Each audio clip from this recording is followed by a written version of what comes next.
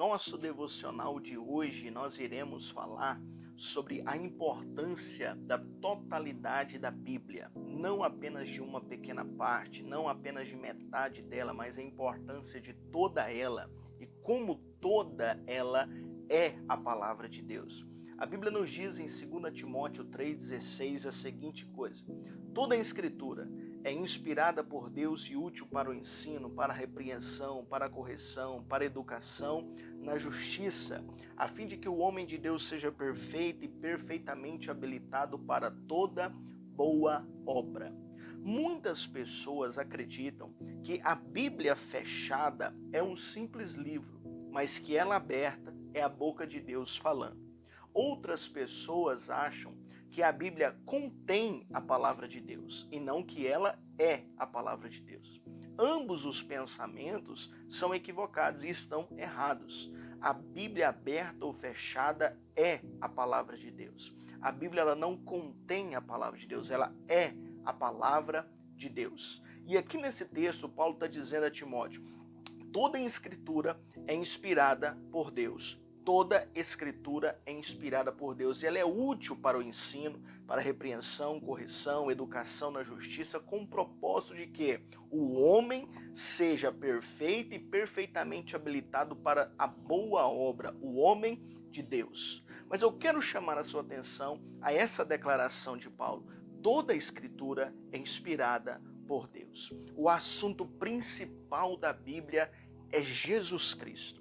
O assunto principal da Bíblia é Jesus, apresentar Jesus. O Antigo Testamento aponta para Jesus e o Novo Testamento revela Jesus. E hoje, na graça ao qual estamos vivendo, o Espírito Santo manifesta Jesus e a natureza dele em nós. Quando nós olhamos para a palavra de Deus, nós aprendemos muito com ela.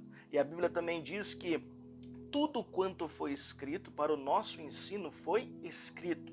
Então eu não posso olhar para algumas partes da Bíblia. Eu não posso olhar apenas algumas partes que me agradam, que eu goste, que eu ache útil. Eu tenho que olhar para toda ela. A Bíblia é a palavra de Deus e ela é útil para o ensino, repreensão, correção e educação na justiça. Então nós precisamos olhar para a Bíblia não apenas em uma pequena parcela, precisamos olhar para ela, estudar toda ela no geral. Ela é a palavra do nosso texto. Tendo dito isso, eu quero chamar a sua atenção a alguns detalhes. Com certeza você já fez isso, como eu também já fiz, acerca das genealogias. Você lê genealogia ou você chega nela e pula? Realmente é muito difícil você ler genealogia, uns nomes estranhos, uns nomes esquisitos, que às vezes a gente nem imagina um filho nosso com o nome daquele. Mas será que a genealogia é importante? Por que ela está na Bíblia? O que é genealogia? Genealogia é uma linhagem familiar. A genealogia é muito importante e por isso ela também está na palavra de Deus, por isso ela está na Bíblia. Nós vemos que quando o povo judeu voltou do cativeiro da Babilônia, muitos levitas e sacerdotes não puderam exercer o seu ofício porque não conseguiram provar a sua genealogia, não conseguiram mostrar que eram da linhagem levítica ou sacerdotal. Né? E quando nós olhamos para a palavra de Deus, nós vemos isso na vida de Jesus.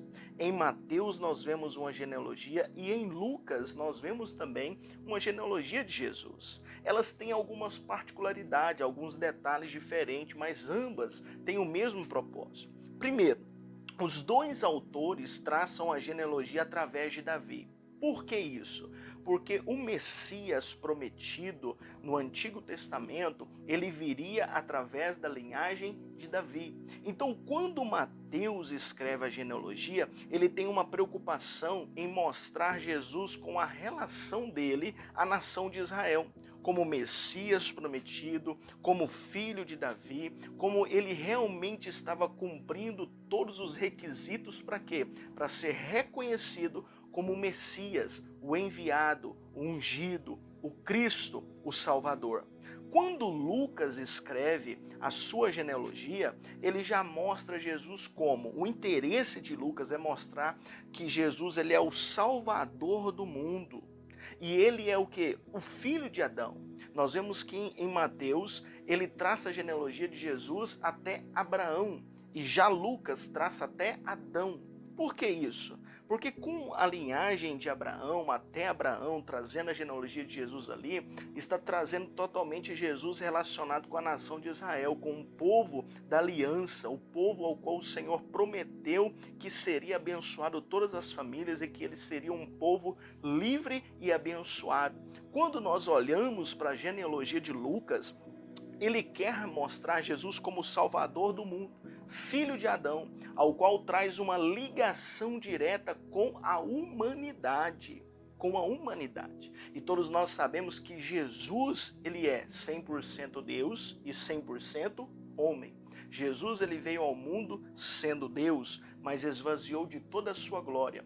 Ele se tornou homem, ele se tornou humano, sujeito às mesmas necessidades e paixões que nós, sujeito às mesmas fraquezas, sentiu fome, ele sentiu sede, ele chorou, ele sentiu dor, homem como nós, não preso à natureza pecaminosa, porque ele foi gerado pelo Espírito Santo, mas totalmente homem. E através dessa humanidade ele conseguiu pagar todos os nossos pecados. Ele conseguiu, através do seu sacrifício como homem, um cordeiro que foi levado ao matadouro, ele conseguiu, através desse sacrifício perfeito e santo, nos redimir pela justiça e pela graça somente através dele. Então, quando nós olhamos essa genealogia, nós pensamos, será que isso é importante mesmo?